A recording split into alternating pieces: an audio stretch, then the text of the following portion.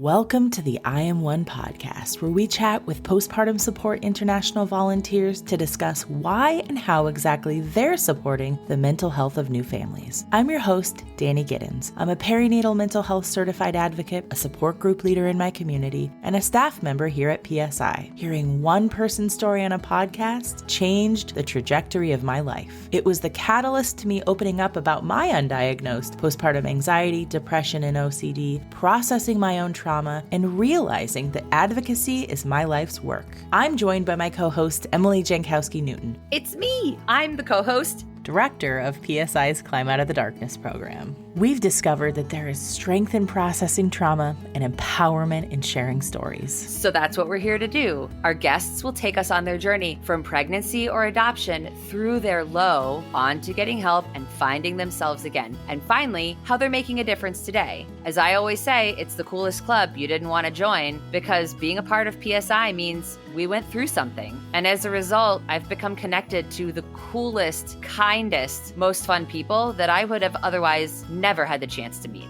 One of the most important things that we've learned is that we're not alone. There's something powerful in knowing I am one of many. Whether you're already connected to the perinatal mental health world, looking for ways to support parents and families, or just want to hang out with us in your earbuds, we're so glad you tuned in. And who knows, maybe we'll hear from you next.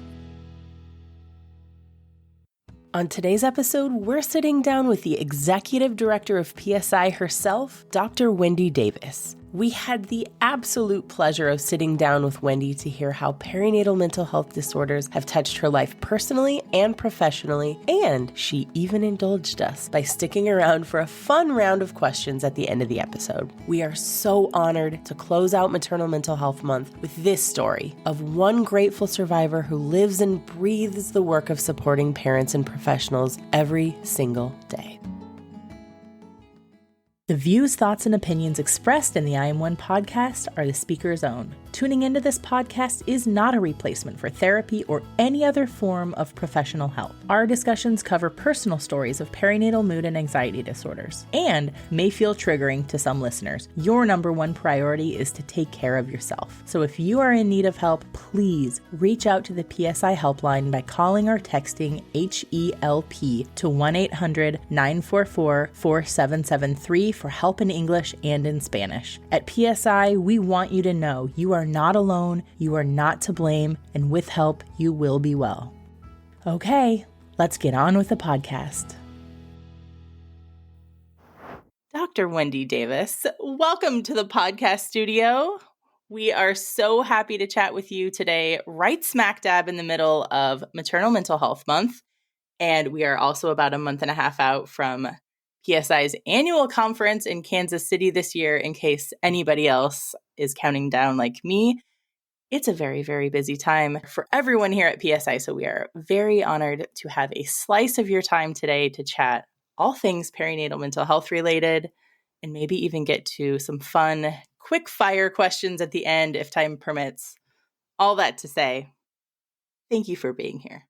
Oh, thank you for having me here. There is no other place I'd rather be right now. This is it. This is exactly how I want to spend this time today. And I'm really, really excited about this podcast in general and about just the great stories you're telling here. So thank you. Thanks for letting us do a pod, Wendy. Thanks for saying yes. Thank you for saying yes. I love it. Thank you.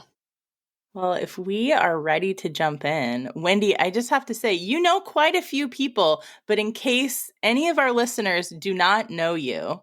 That would be weird. That would be, well, it's true though. I mean, some people don't know Wendy. It could happen. It's a small percentage of the population on this earth, but would you please give us a little introduction to who you are? Absolutely. So I am Wendy Davis. I live in Portland, Oregon, USA. I'm the Executive Director of Postpartum Support International. I am the mom of 2 children, 2 beautiful babies who are 25 and 28. In my mind's eye, they're still my babies. And I am married to a wonderful man. I have a beautiful cat and I have a big family. I'm the fourth child out of 5 in my original family and the 7th out of 9 in my Star Trek. 7th out of 9 in my step family. 4 minutes in, we've touched on Star Trek already. Jerry Ryan, call us. I am the real 7 of 9. For those, that's a character in Star Trek. Oh, Danny did need that explanation. Thank you. I am used to a big family, and that's put me, kind of prepared me to be part of this big family of perinatal mental health community support. And that's also part of who I am. Well, Wendy, could you share with us, if you don't mind, what role have perinatal mood and anxiety disorders had on your life personally? Well, my original career is as a psychotherapist. And I'm that person, I'm that kid who just loved stories, loved to listen to people. And I never really thought about what I wanted to be when I grew up. I just knew I was drawn to people who helped people with their feelings. And I was born with a lot of sensitivity and empathy, and I'm an introvert. So I love to listen. So it was natural for me to become a therapist. And in that therapy training, I went to college, I went to graduate school, I have a PhD in psychology. And in none of that did I ever learn about perinatal mental health or any of it, postpartum depression. It was not taught, it was not mentioned, it wasn't a thing that anyone was teaching or learning about.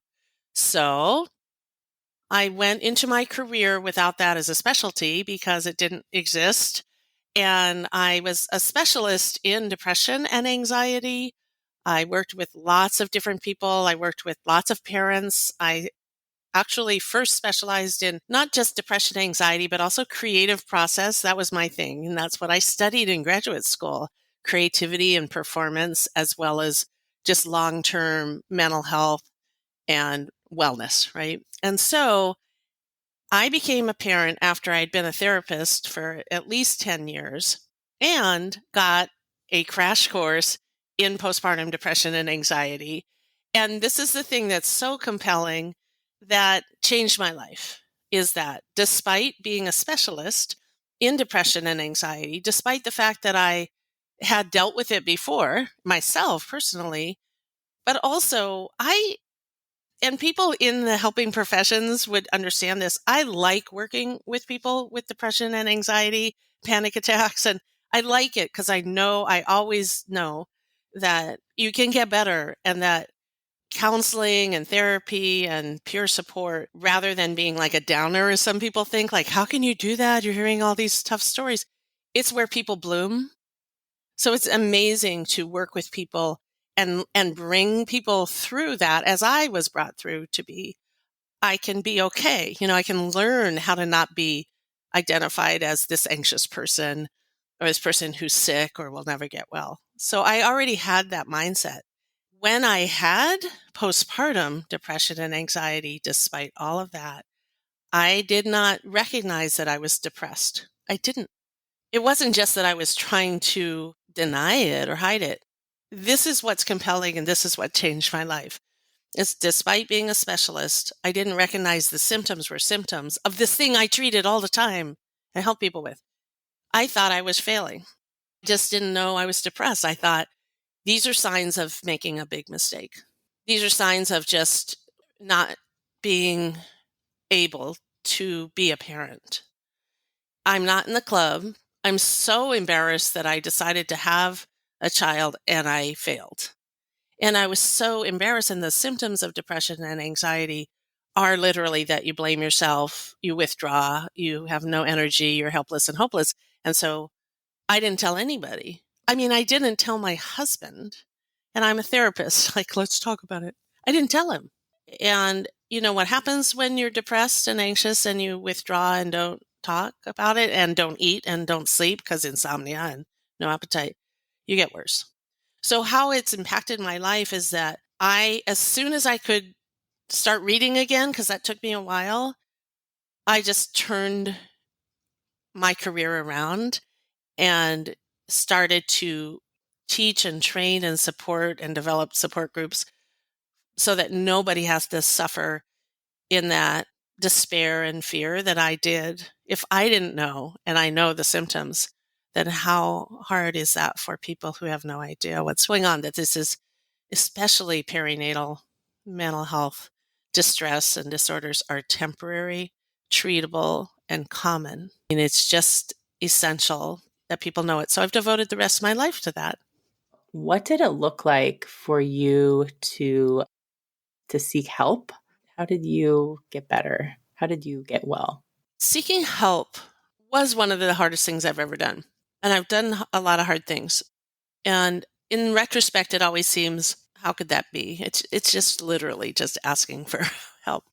But in the moment, in that crisis, and I know I've just talked to thousands of people since then who experience this, it's really that you feel like you're gonna break or break them. That stigma and embarrassment is kind of generally always there, but when you're in that state of depression and anxiety, reaching out for help feels like you're just telling everyone that you have failed. And what's happening is at that same time, I know this now, your instincts to love and care for the baby actually are there. So I think that part of what happens is that if I reach out for help, everyone will know this baby isn't safe. So everything I thought, by the way, about that was wrong. And I did find a way to reach out. And in retrospect, I can look at the pictures, at the journal entries, at other people's words about me and see I was so bonded with this baby. I love this baby. But when you're depressed, the symptom of depression is to have flat feelings. So there was a moment, and I remember these moments as if they were yesterday in my mind's eye. I know exactly where I was standing in my house, staring at the phone, trying to decide whether to call for help.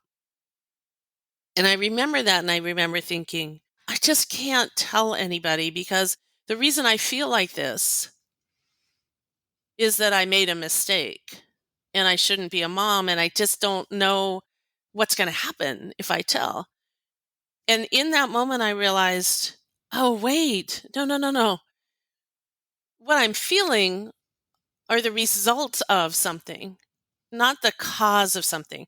As soon as I turned it around, I thought that I felt the way I did because I didn't love my baby and shouldn't be a mom. So I thought that the cause was that I was broken as a mom and that I didn't love him and I didn't love it. And so I was thinking about ways to disappear and all that. And in that moment, I know just where I was, where I went, wait. No, the cause of what I'm feeling is depression. And the symptoms are not me. That's not my identity. How did I know that? I had no one to tell me that. I had no Danny or Emily or Wendy to say that to me. I am so grateful that what part of my brain, psyche, memory went, wait, this is what's happening. And so when that turned around, I could start to reach out. The real pragmatic answer to how did I get help is I had a relentless friend, hi Jane, who said, "You're not right. You're struggling." I'm like, "Oh, can you tell?" And she said, "You have to call someone." She was at the birth. She was such a sister and companion through all that. And she saw me going downhill and doing things like when the baby was comforted by her, I just felt sinking like, oh, he loves everyone else. And she said, let me come over. I can sleep with him at night and get you some rest. And I thought, how can she do that? How can she have a baby there and not have insomnia and panic?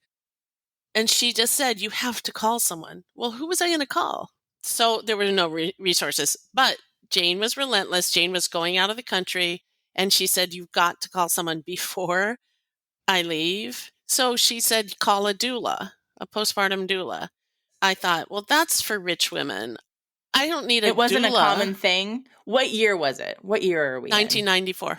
Okay. Oh, okay. Well, I live in Portland, Oregon, so it was like more common than other places. We had doulas, but I thought they were just a luxury. And I didn't need a doula. I needed like a personality change, I still didn't really understand what was happening. Your brain was So, telling you yeah. lies and you were believing them Yes, about but Jane yourself. wouldn't let up. Good job, Jane. Yeah, thanks, Jane. Shout out, Jane. Then I called a bunch of doulas, and I didn't call my midwife because I didn't want her to know I was failing. I didn't call my mom because I did want her to know. So I just kept calling doulas, and I heard their voices, and I never matched. And then I'm going to cry again. Then I Okay. called one doula who just sounded so like she answered the phone. Oh, that's a good start. Vicky. She was so straightforward. She was so matter of fact. She was so street smart. And this is what Vicky York asked me that day. No one had asked me this. This was about 6 weeks postpartum. I had lost all my weight.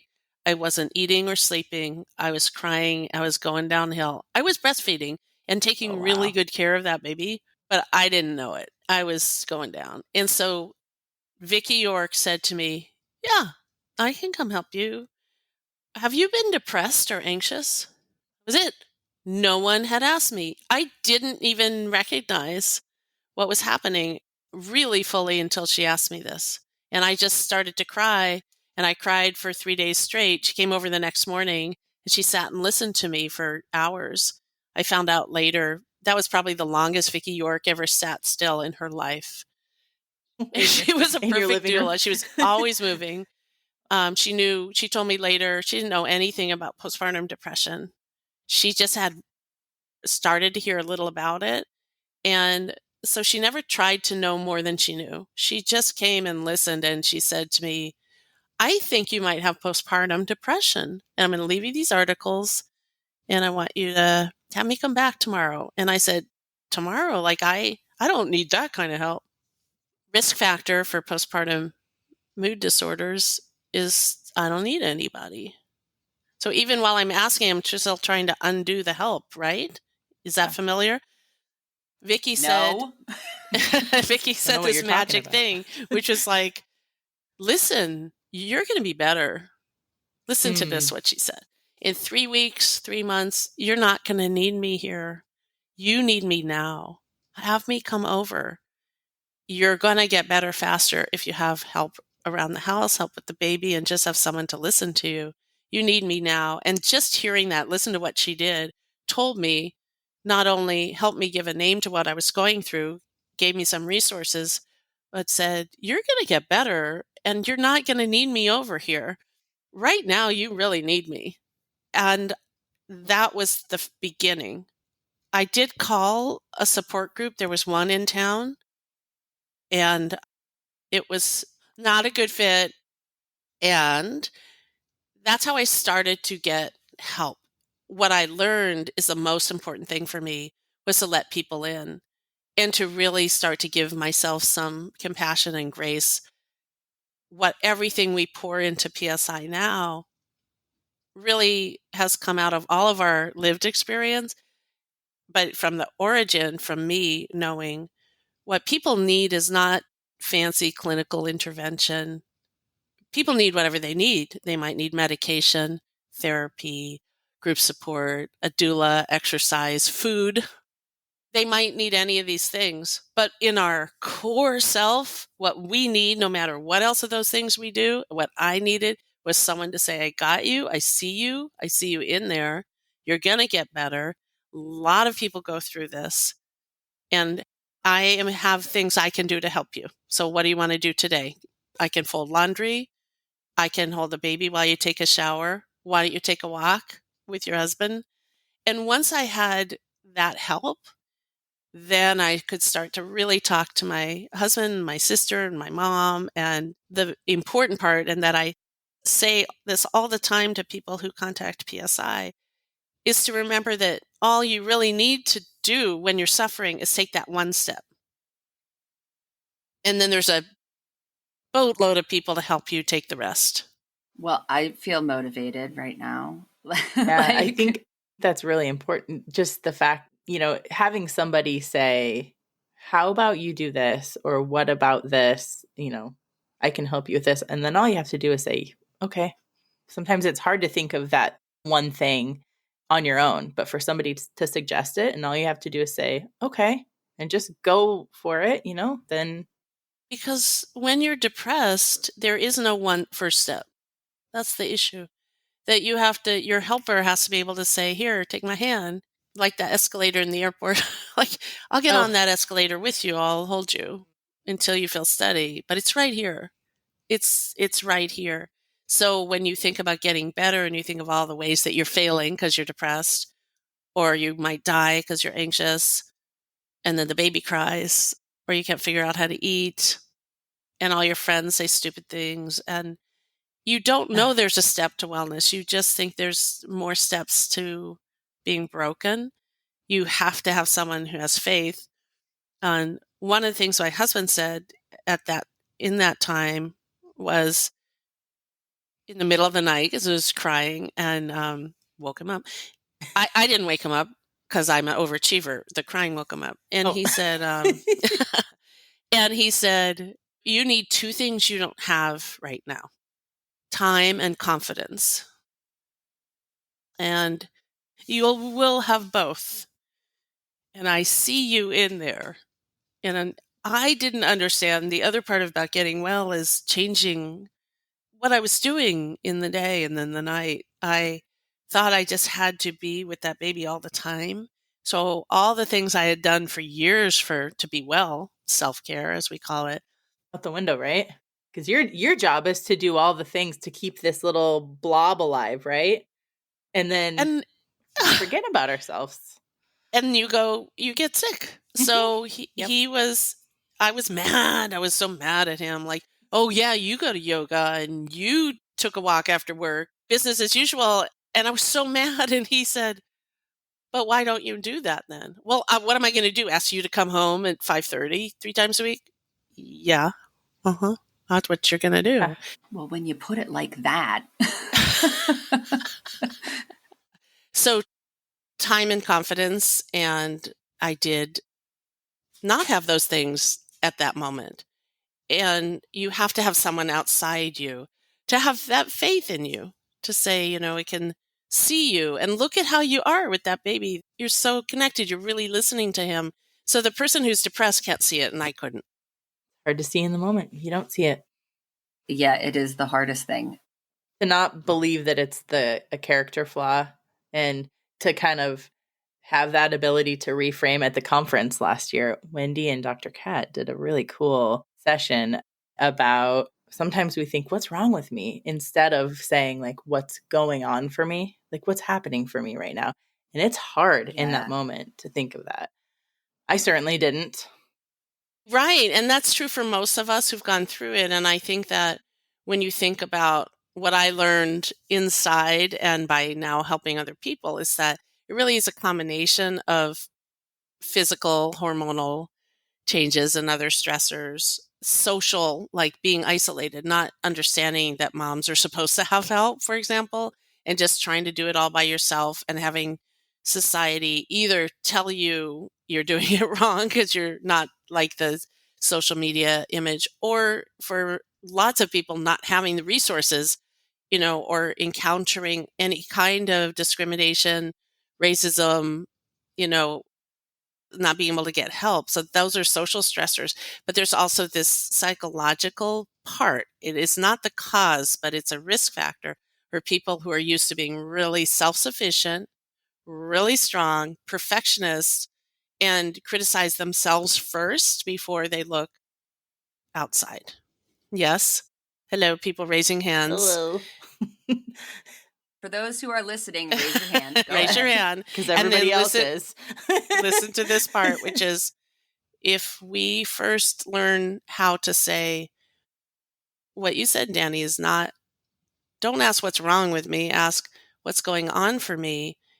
And would I think like this about my best friend, my best sister? Or would I say, God, she's really going through something? And what happens is depression and anxiety, and this is the piece that I needed to understand, and I always am trying to help other people understand. So you have all that going on kind of as a self-critical person. Depression itself creates an additional lack of serotonin induced view of yourself in the world. It's not just that you're a perfectionist. You're also, your brain chemistry, your hormones are seeing the world through a filter that says nothing's going to work.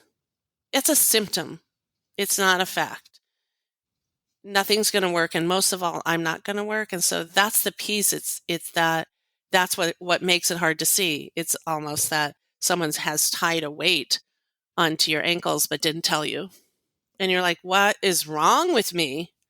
Well, we got to get that weight off your ankles. We got to get the chemistry right too, so that you can see, well, after you take that one step, oh, this isn't me as a parent. This is me as a parent with depression and anxiety. That's temporary. We lose women all the time. And I'm so grateful to have survived, because we think this is me now and I shouldn't be here and the baby would be better off. And we just have, everyone needs to know, oh, no, this is temporary treatable. And you're seeing the world through those crap colored glasses.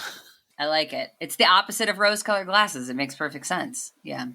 What are some other misconceptions that people have? Like, set the record straight for us. About perinatal mental health? Yes. Well, according to the comments on the internet that none of us should ever read, people think that... Unless you're on our website. Yes, in a safe place. Please do read the comments. Thank you, Danny. Right. Read our comments, not those comments. Yeah. I think the biggest misconception is about not understanding mental health and the effects of symptoms of mood and anxiety disorders and psychosis and all of it, and trauma.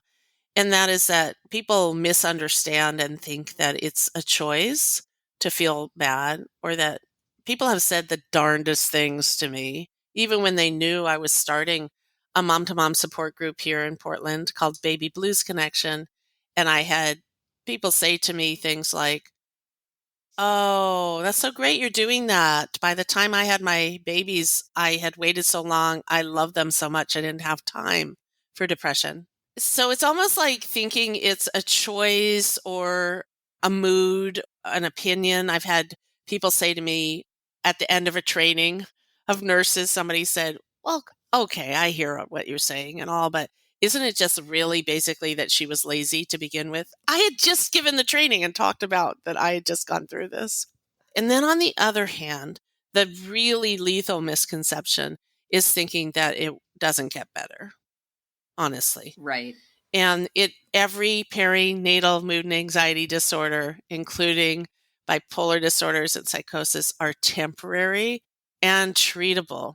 You have to have the connections. You have to have the resources and the people around you to remind you if you hit a rough spot, or especially when you're in the beginning of it.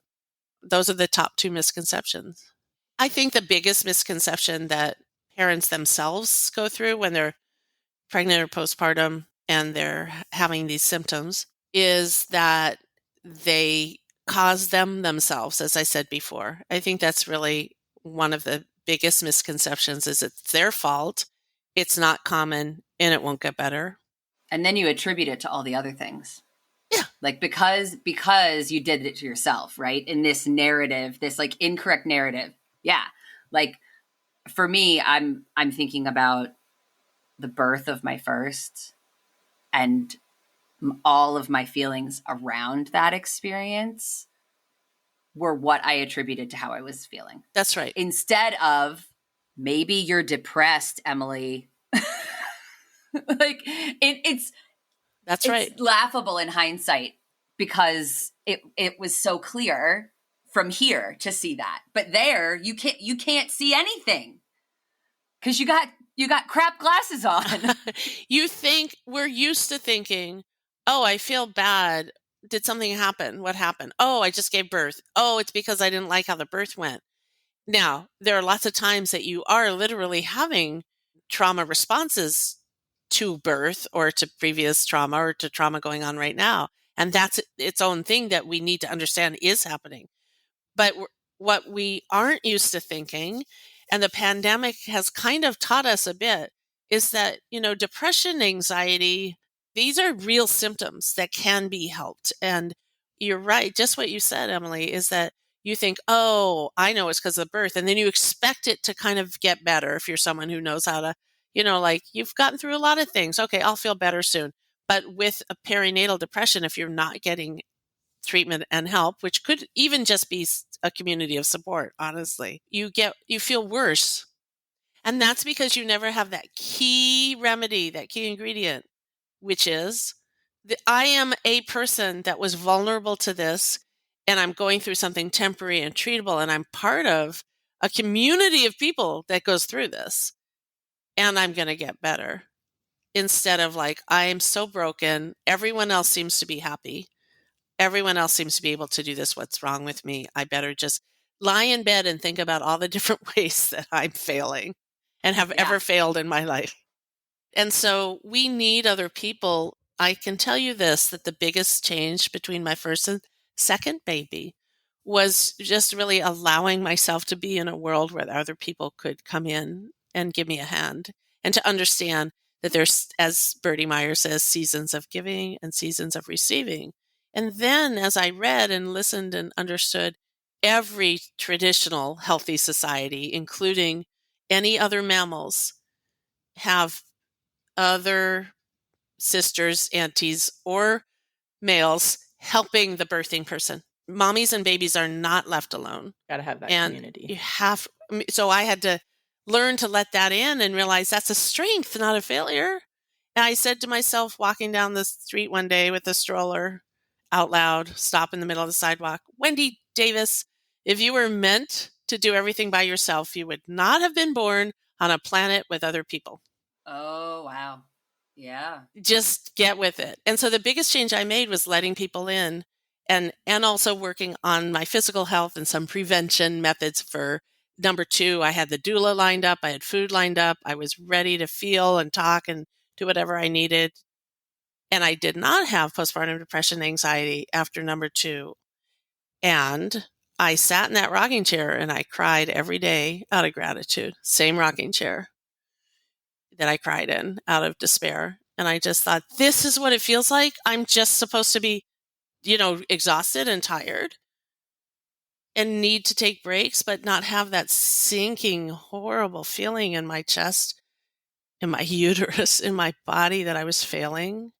And so that's what we do at PSI now, is just really try to spread that word that you're part of something. We're here. We got you. Let us help you along so that you can find yourself again, and you will. You helped start a support group in Portland, and then I did. how did you start getting involved with PSI? Well, I do like to tell this story because it's just remarkable how life happens. In the middle of my postpartum recovery, and I was still on maternity leave from my counseling practice, I got a call from an old client who said, "Hey, I know we haven't talked in years. I'm starting a group for postpartum depression, and I want it to be peer support, groups and telephone support. And I've researched all over the world, and I found the other ones. There were 5. And she said, I'm going to call it Baby Blues Connection."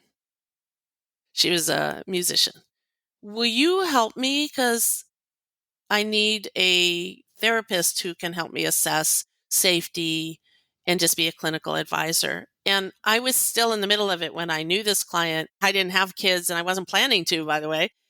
And I helped her through postpartum depression without knowing what it was. And I wish I had known. I would have been more helpful. I really would have. Take the training, people. That's your call to action right now. It is.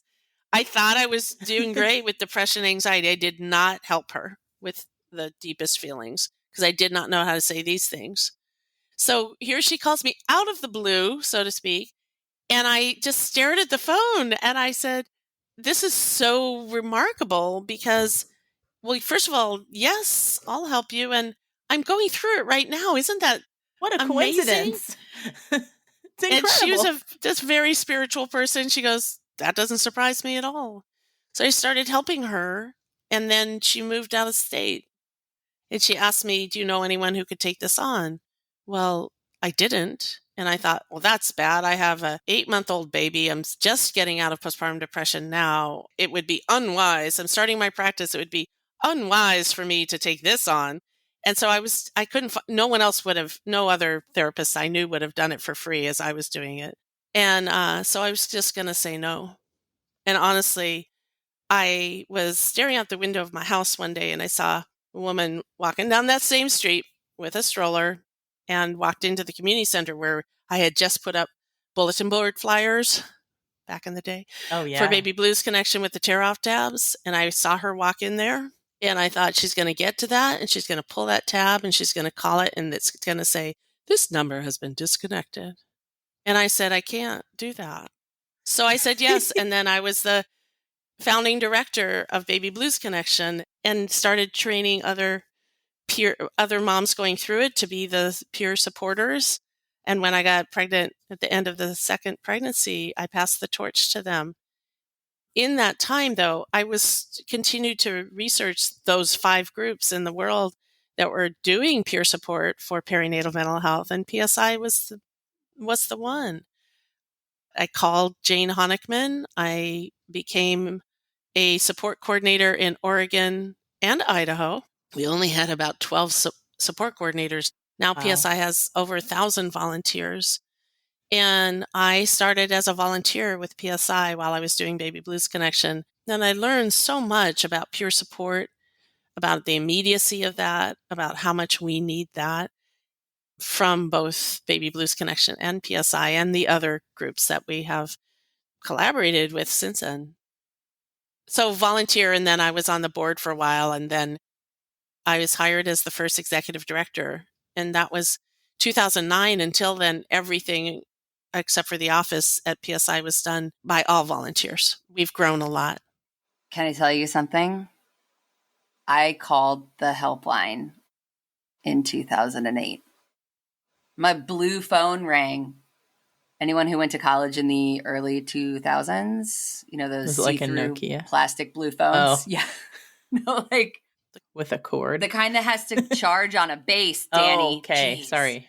A VTech? Yep, it's the VTech. I think I had a green one. Nice. Yeah, you would have picked the green one. That makes sense. Yeah.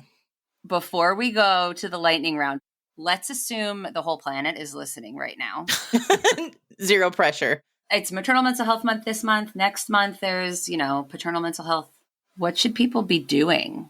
First of all, drink your water and get fresh air. Okay. Secondly, raising awareness is the most important thing we can do. And think back to what has helped you in a crisis, but also think back to the stories that the 3 of us are telling. It's not fancy. It's really more that to say to your friend, sister, colleague, client, how are you doing emotionally? And give them time to answer. Ask, is this what you expected? And then be ready to say, you know what? We're all talking about this now. Everyone knows now this is really common. And people have been afraid to talk about it. So the call to action for anybody is just make it be part of our conversation.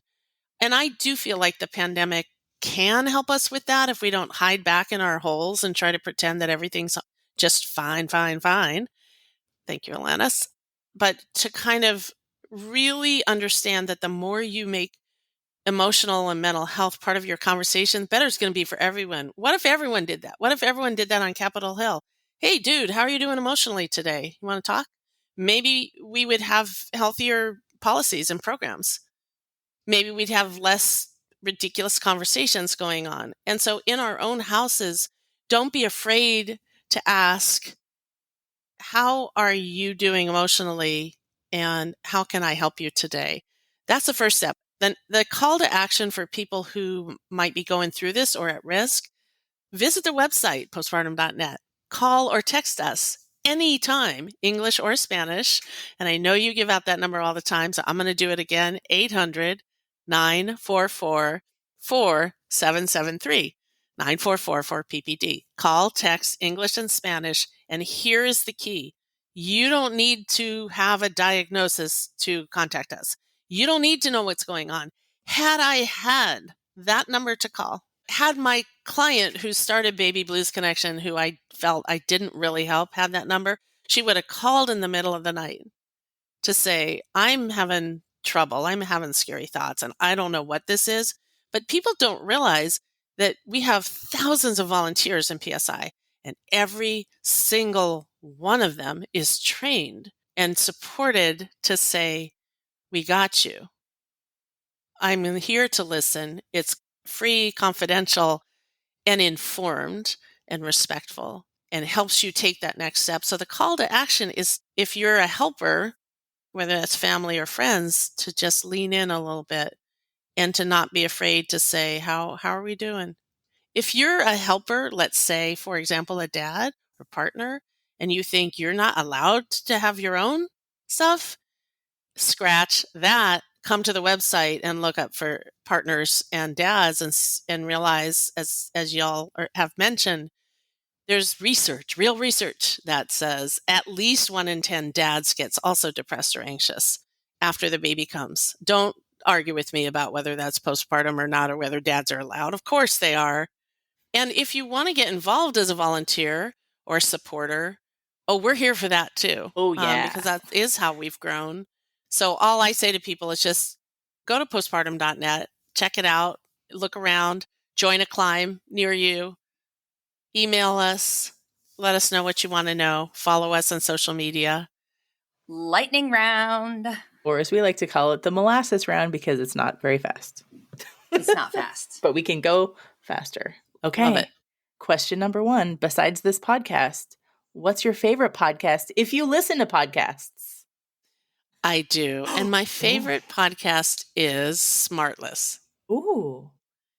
It really is. And I just enjoy listening to them. It has nothing to do with maternal mental health, maybe a little bit with paternal mental health, but I listen to it very regularly. Great. Do you prefer a book in your hand or a book in your ear? Wendy, do you read? Do you read books, Wendy? I think a book in my hand. I prefer a book in my hand, actually. Reading anything especially noteworthy or that you would recommend? Doesn't have to be peer reviewed. I have a surprising answer to that. Okay. The book I'm reading right now is an amazing thing. It's called Memories from Mops. And what that is that my mom's name in our family is Mops. And last year on her birthday, or 2 years ago, we got her one of those presents where it's a story. Like, she writes memories. She takes some time to write. You get a story prompt every month. And in response to that prompt, you write a little essay and you send it in. And at the end of the time, however long you want to take, you can turn it into a book. Oh my goodness. So the book I'm reading is not public, but it's my mom's memories, one at a time. She wrote it, then you add pictures, and it's a really beautiful thing. That's my book. What is your go-to for a quick mental break? Going outside, taking a walk. Oh, yeah. It's nice this week in the Pacific Northwest. I just did that this morning. I heard it's supposed to be 90 in Portland, though. Yeah, and however, Danny and I know, because we both live in the Pacific Northwest, you can't wait for sunshine to take a walk. Oh, yeah. You have to have your galoshes and sometimes umbrellas and not feel like a nerd taking your walk with an umbrella. But that's the analogy. That's it. Like, there are things that you have to do to stay well and get well, and you would prefer a sunny day. But hey, if it's raining, there's still things to do. Just have the gear. Get out there. Yeah, exactly. That's what we have to do. Being outside. Yeah. What is your best parenting hack? Oh, easy. No, totally easy. Okay. I always dressed my babies in the clothes for the next day. I mean, they're always, there's the same clothes, pajamas.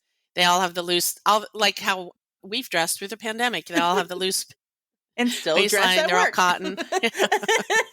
I was going to say yes, but I didn't want to embarrass myself or anyone else. Sorry, I Anyway, said it. absolutely the stress of just all that change. They didn't like being changed, so I still changed the diaper, but the clothes were already there.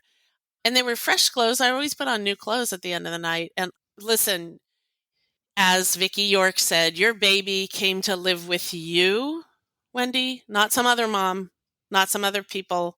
You have to be true to yourself. Otherwise, he's going to be confused. He's going to be looking around for Wendy. So if that means you take a break or you dress him at night or whatever you do, he's looking for you. And God, is that good advice? Because now that baby is a grown man, I'm so glad he could find me. Right? That I was me. And that part of that is a me who, yeah, I put this on last night. It's my sleep shirt and it works really well in the day. So I guess it was just my own hack, but it was a great one for babies. You still go to sleep in his clothes for tomorrow? I'll have to ask him. All right, yeah. Follow up. We're going to have to do a follow-up episode. Hot question. We're going to have him on the pod.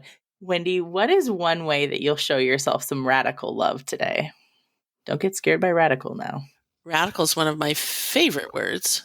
I think today is a beautiful day and I will be going outside. And also, since you asked, give myself some respite from thinking critically about myself. I'll do that. Yeah. I'll do that for you, Danny. Okay. Be gentle with yourself today.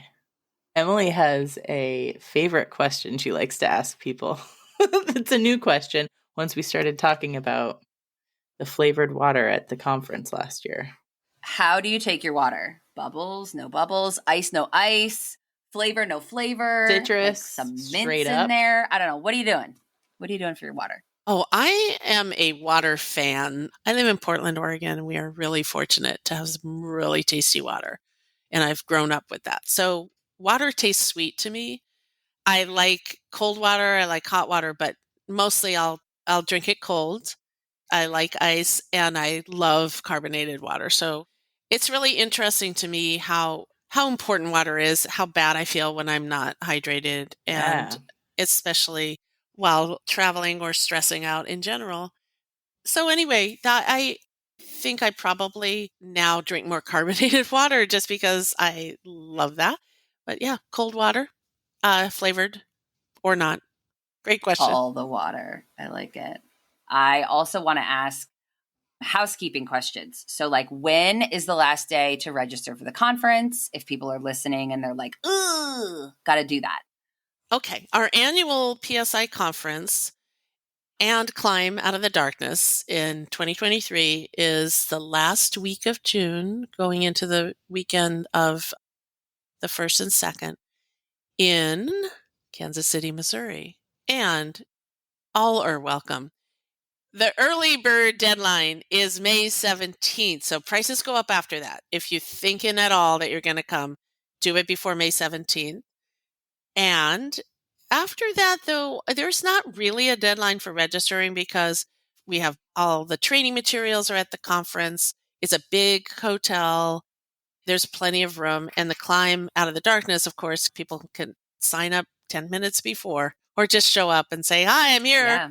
So there's not really a deadline for that at all. And we're excited about that. You could wake up and go, I want to go to the conference and show up as a walk-in. Yeah, you really could. Wow. Okay. It's always such an amazing gathering because it really does have all the different sections. It's not just psychotherapy and clinical stuff. There's also a track for peer support and community advocates and for just learning about all kinds of parts of how we come together as community so that people feel better. As like we said before, it's not just physical or mental health or going to therapy. It's also what does it mean to get peer support? How do you get involved? I'm really excited about the conference. It's a really fun place to connect with other super passionate perinatal mental health advocates and professionals all in one place. In 2024, the PSI annual conference will be in Washington, D.C. Ooh, mark your calendars. Welcome to my neighborhood. Okay, I live in Maryland, but it's close enough, okay? DMV. Wendy, first of all, thank you for being the kind of supervisor, the kind of leader of this organization that allows, I think, all of us to feel like we can be our best selves and take big risks, because a lot of this stuff that I carry around that I should let go of, but I'll get around to that, is about who I am not, or how I'm not how I'm failing and what I'm not doing. And I never feel like that here. Everything feels like possibility. And I think that culture that you've created has allowed all of us to show up for other people who need to know that things are possible. So thanks for coming on the podcast. So anyway, I think our job here is done. Thank you so much for being part of that creative, nourishing, health promoting community, because that is the real spirit of our recovery, and how, like you said, it ripples out, so that we want everyone to be able to just encounter one place, where it feels like, oh, I see myself, or I can belong here. This is a safe space to step forward. And maybe that is the element from my own very perilous, but then really nourishing recovery is, oh my God, it's always comes back to that, doesn't it? And funny, because that was my original specialty, is creativity. And I think about the creative process of providing help and getting better all the time. So that training is also part of how I know that we're here to bloom. And also, I have to say, all my work in restaurants is really some of the best training I've had for doing this work. I just needed to say that shout out to everyone who's ever worked in a restaurant. And I think those skills are really important. And then the psychology and mental health is part. But Emily, just thank you for saying that. Emily and Danny, you are part of the spark, which is the flame on the campfire of Postpartum Support International. And I just adore you both so much. And I'm so glad for this podcast. Thanks, and Wendy. Gianni, your beautiful voice. Also, here's the thing: when you talk to many people and you ask how to stay in touch, and they give you their website and their handle, the thing is that I don't have a website. I've never had a website. I've merged with PSI. When people ask me to introduce myself, I used to introduce Baby Blues Connection. Then, I introduce my kids. Now people ask me, and next thing I know, I'm just talking about PSI. And so my website is postpartum.net. I am always encouraging people to go there. My handle, though, on social media, it's public. I don't have a private social media, and I'm really happy to have people friend me. Don't be shy. On Instagram, I think it's Wendy N. DVS. I am also on Facebook, Wendy Newhouse Davis. And that's how you appeared in my phone for a long time. Yeah, if you follow Wendy on Instagram, she'll post some stories that'll make you smile. Oh, yes. I do post some funny stories. Yeah, it's just like something that'll make you smile, I always just say, don't be shy to reach out to someone, especially me. I'm inviting you, because people can always say no. So in general, thank you both for this creative endeavor and for helping this introverted child continue in my journey to extrovert myself and to be communicating with so many people. Oh, we're so glad that you joined us today. Thanks so much. Yeah, thank you. Thanks for tuning in to the I Am One podcast. Check out today's show notes, where we'll drop links to all the important things that we mentioned in this episode. Please consider sharing about our show on social media and following and rating our show wherever it is that you listen to podcasts. It only takes a minute of your time, and, well, that'll help with our collective mission of bringing resources and local support to folks worldwide. From everyone here at PSI, thanks again for listening.